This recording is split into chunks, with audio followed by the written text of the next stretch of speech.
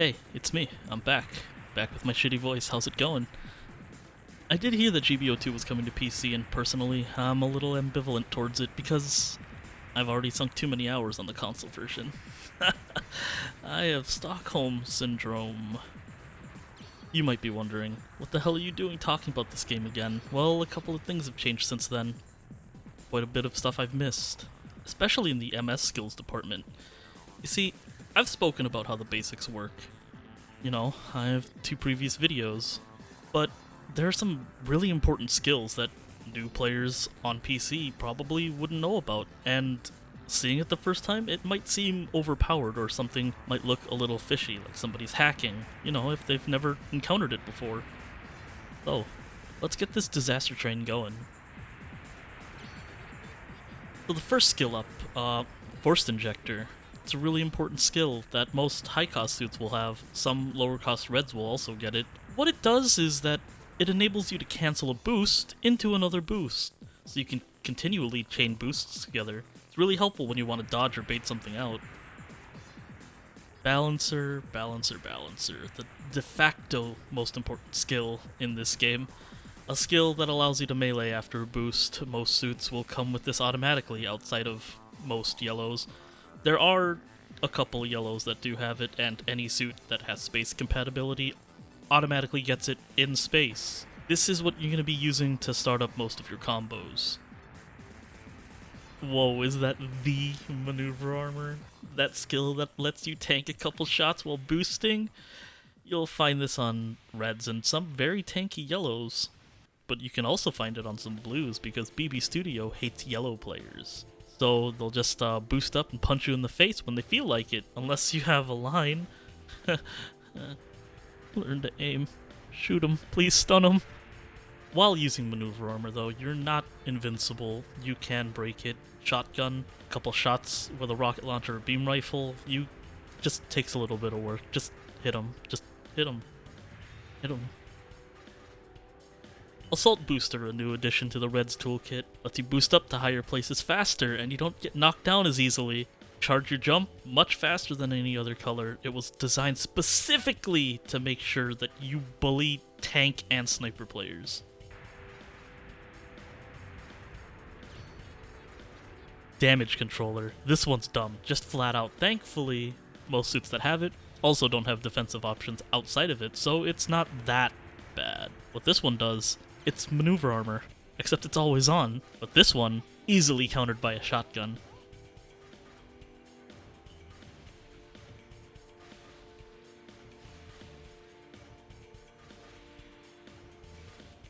Flight Controller, you might be thinking, with a name like this you can probably fly. No, you can boost in the air. That's about it. This one is a yellow exclusive, and it's only available in space. Lets you aim higher and lower than other suits, so you can aim high and you can aim low. That's it. That's all you get.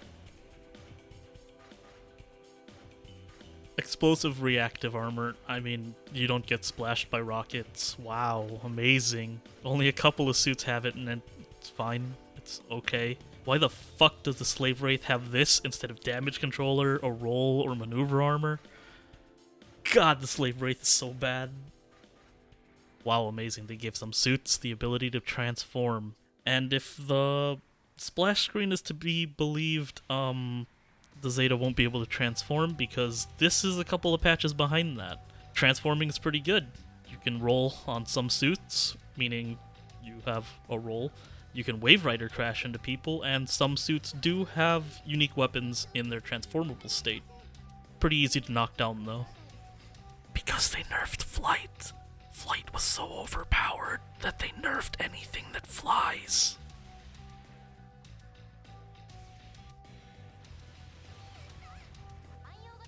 Hades, Exam, all those others that are similar, it's a buff.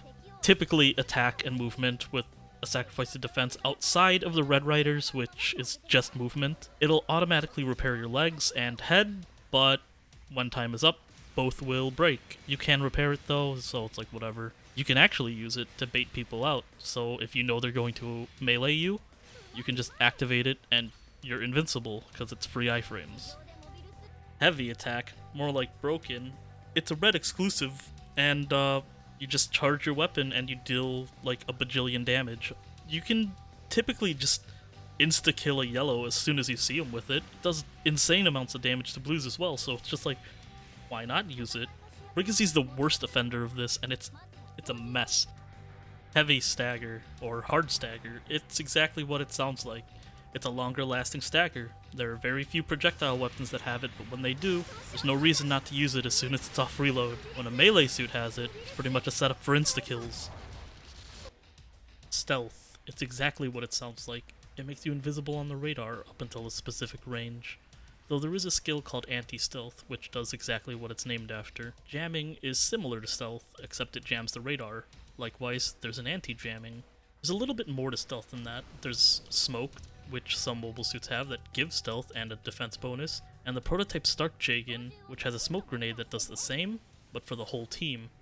You also can't use smoke in water.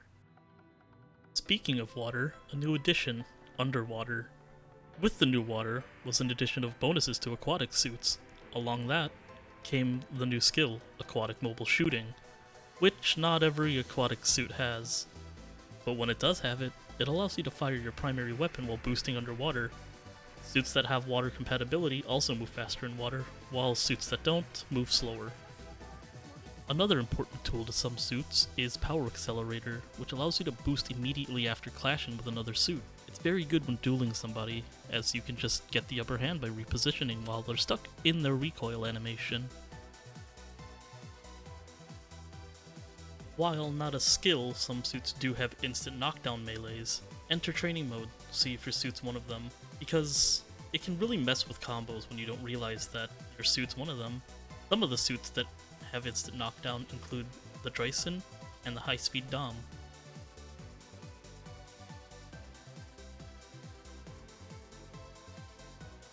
With melee comes the weird counter to melee, the tackle. There are a few suits that support the ability to tackle twice, which you can use to bait out melees or just get a little extra damage at the end of combos. Hitting them with a tackle, and them not realizing that you have a second one, can set you up for a counter, which will instantly refresh your boost, giving you the ability to tackle twice again. Like the two tackles, there also exists the ability to roll twice, which does what it says. It doesn't really have a drawback outside of the overheat.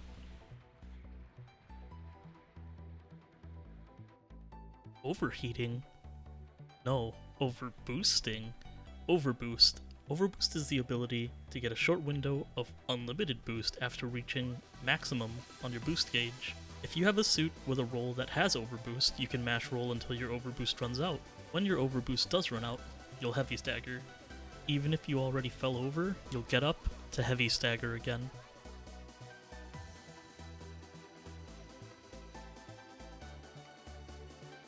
Funnels are a new addition to whatever the patch the PC is running with the double Zeta splash screen. Depending on the funnel type, you can do multiple things. Some will attack a suit from behind, the others will attack from the sides. While they fire, you can swap to different weapons and fire something else, or move in to engage with melee. There are also follow funnels which you can shoot while boosting. Think of them as better Vulcans. Finally, the last not skill, the Hildifer and Assault Gun Tank. There are a lot of players who don't know that the suit has the innate ability to drift. Just hold down whatever your crouch button is while in tank form, and you can just hit those corners easy.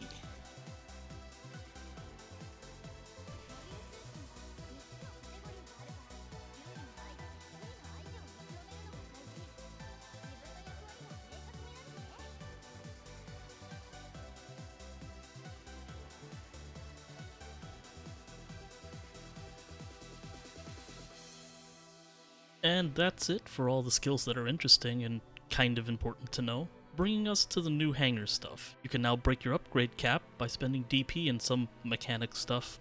They're very small buffs and not really the most important thing to spend DP on when you're new. But when you find a suit that you like, feel free to upgrade it.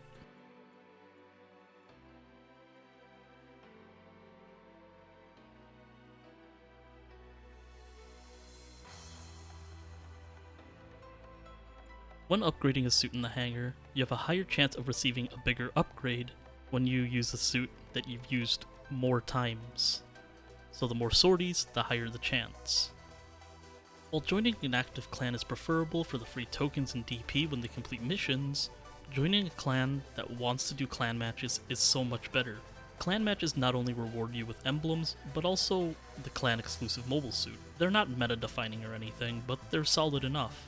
If you want to participate in clan matches, it is preferable that you're a high rating. The higher the rating your whole squad is, the higher the rating your enemy will be.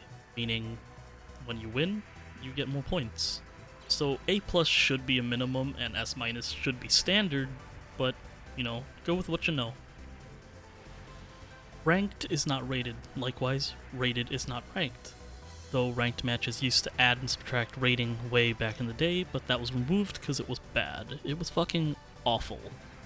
Ranked had you competing against the enemy team as well as your own team for the highest score possible, and it was awful, and they knew that, they nuked it. So now it's just Brawl, so you just compete with everyone regardless. Ranked works in threes. You get 3 scores. It just takes your highest scoring matches, and it will always record your highest scoring matches, so just aim high. The rewards for doing them are pretty much similar to clan matches, but you get the old clan suit and the same operator from clearing clan matches. There is one difference: you get a little emblem that borders your mobile suit in the lobby. The emblem does give rewards, a higher chance for the owner to get crates after the match, and if you win, the whole team gets DP, EXP, and clan points, and a small 5% in crate discovery. It does stack with your monthly medal though, so you can get like a 70-something% chance to find your crate. That's it. Those are the really, I guess, interesting and important bits that I feel like I left out of the previous videos, whatever new junk. Use whatever you want at the end of the day. Even though there is a meta, fuck the meta. Just do your best to have fun, because somebody out there is gonna suck the fun right out of the fucking game. So, till next time.